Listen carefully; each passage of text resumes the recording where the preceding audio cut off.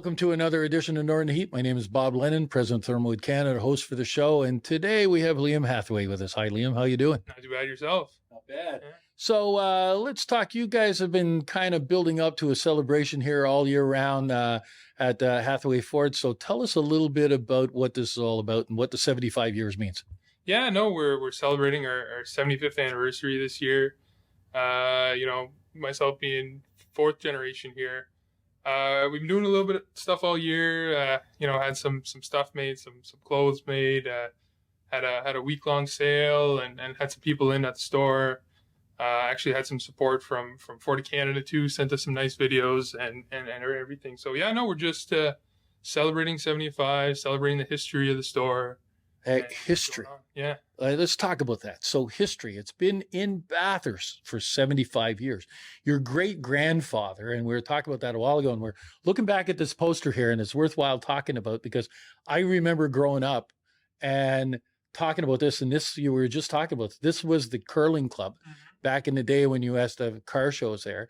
And the car shows back in the day were pretty special because, everything was hidden and it was like in a grand opening, right? Yeah. No, before the day of TV commercials and YouTube releases and stuff like that, we used to do it all ourselves. So we'd get the stuff early before the launch of the new model year, and we'd have to hide it somewhere in a barn or something. And then at the beginning, we used to, set it up at the curling club. Later on, we moved to the Casey Irving Center, but we'd have these big car shows at the start of the year to kick off the new model year. And this is our first one that we had in 49 at the Bathurst Curling Club. So yeah. That's pretty crazy. And the pictures here, like I grew up next to your grandfather and your father and his brothers, and everybody's in the car business. Yeah.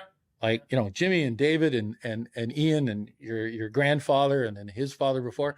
So you're the next one to take this all up and to keep it going. So interesting that you're still involved, and it's great to see because there's a big legacy there that you guys are leaving in here, right?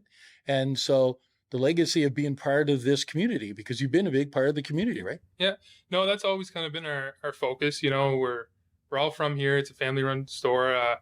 My grandfather kind of instilled that in my father and his brothers, and then my father and me. You got to really be part of the community. You got to try and give back to the community that gives to you. Whether it be through donations or community events or even just getting involved in different events or whatever, right? Coaching or whatever, and that's kind of what we try to do here as much as we can. Give back, and that's kind of been a main focus and a main strategy of ours to kind of make sure that we really implement ourselves in the community and, that people know who we are and respect what we do. And we try and give back as much as we can. So, yeah. So before we started, we were joking around about me having 1958 on the top. So the 1958 is basically the Gowan Bray, that's when they started 65 years ago. And, somebody I met in Fredericton a few weeks ago said that it was the last year the Land Rovers were built. And when I was telling you that story, that triggered a thought. So let's bring this back, because at one point in time, back here, your grandfather was bringing in Land Rovers. Yeah. So interesting story how that ties in. And I think it's worthwhile taking that segue for a second. Yeah. So basically, back in the day, franchise agreements maybe weren't as stringent as they are now, and what you could and couldn't sell and stuff. So we were actually able to kind of import Land Rovers back in the day, and the main use of them, we'd get them from Halifax off the boat, and we'd send some drivers down by train to go pick them up. Take them about 2 or 3 days to bring it back, just not going as fast and overheating no highways, exactly. So quite the trek to bring them back, and then the main use of them was mainly for prospecting for the mine. So that's kind of what first use was for them, and that's kind of what got us into the leasing business, because a lot of these prospectors were looking to lease these vehicles to buy them, whether cash flow was tight or whatever, and that kind of got my great-grandfather and then my grandfather after that into the leasing business even before Ford Motor Company got into the leasing business, and that company that they established is still running today, part of Hatheway Limited. We call it Right Way Auto Leasing, and there's still companies today here that take advantage of that program that we offer, and they're able to lease vehicles directly through us, and it kind of gives us a good business relationship with a lot of local businesses and even personal. So it's been a good thing for us. It was a great thing for my grandfather and great grandfather when they first started it, and it's kind of maybe set us apart a little bit from some other stores that don't have access to that. A lot of stores do now, but we were definitely among the first to get into the leasing business, and no, it's been great, and it continues to be to this day. Yeah. Well, we talk about how things have evolved, right? So Land Rovers to prospectors and then leasing programs with Brunswick Mines and so on and so forth. There's a lot of things have changed. But over the years, those things have been incremental. Mm-hmm. But we had some event that happened in 2020 that really threw things for a whirl. But that has also changed the car business, right? Yeah. No, the impacts of the pandemic were definitely felt on the auto industry, like most industries. The main ones being the difficulty in supply issues, but also we weren't sure at the beginning if we were going to be able to stay open. Whether we were going to have to close or lay people off or not. Luckily, the government came out and labeled our service stations as actually being essential, which I really think they are. Making sure that people's cars are functioning well, making sure people can use their vehicles and service their vehicles is definitely essential, and we were able to keep our doors open that way. And then as we went on and kind of faced that reality, we had to make some internal changes, and then some major changes to the process of how we do business. Being able to get vehicles, ordering vehicles. That was we always did a bit of it. Factory ordering vehicles, but it became kind of the standard.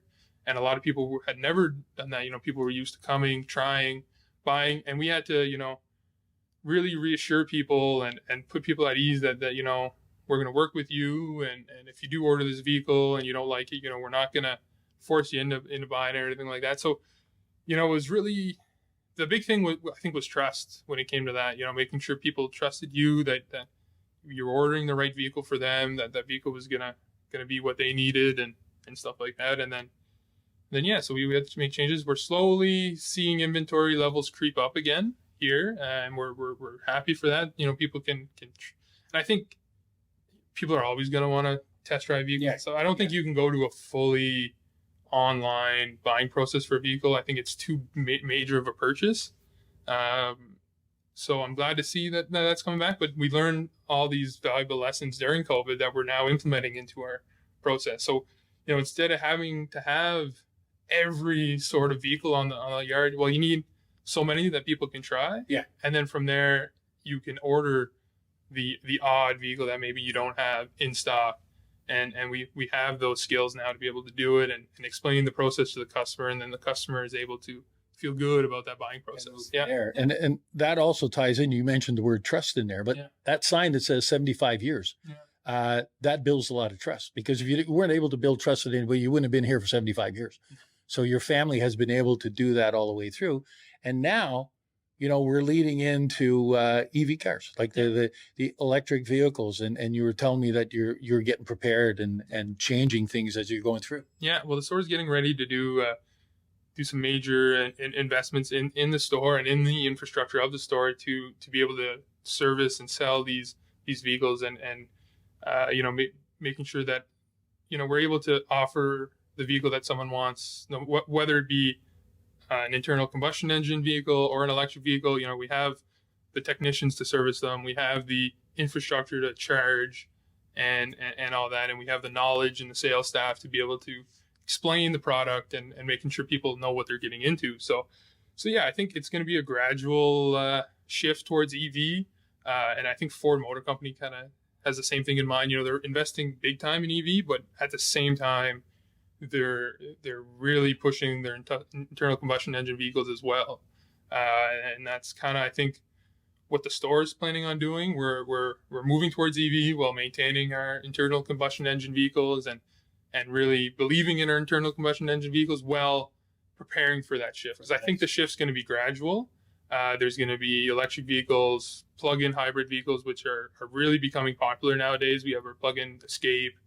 that is very popular, and then hybrid vehicles as well. So that's going to all be part of our mix going forward. And yeah, I think we're ready, and we're putting the steps in place to be able to do that. Well, it's interesting to hear all the pivoting points that you've done over the years since your grandfather started, and what's happened, and what all your family has done all the way through. So I wish you another 75 years, but that's up to you, because you're going to have to be able to populate the family to keep that going. So we're going to work on getting to 100, and then we'll see what happens after that. Well, congratulations on your anniversary. Congratulations to the whole family, and it's great to see that legacy can be left here, and the family growing, and seeing this stuff happen for the region, and being part of history, and what Bathurst's all about. So congratulations all the way through that. No, thanks for coming, and thanks for talking with us. There we go. Yeah. So there we have it. Another edition of Northern Heat for this week, the place you come to listen to the stories that you haven't discovered yet.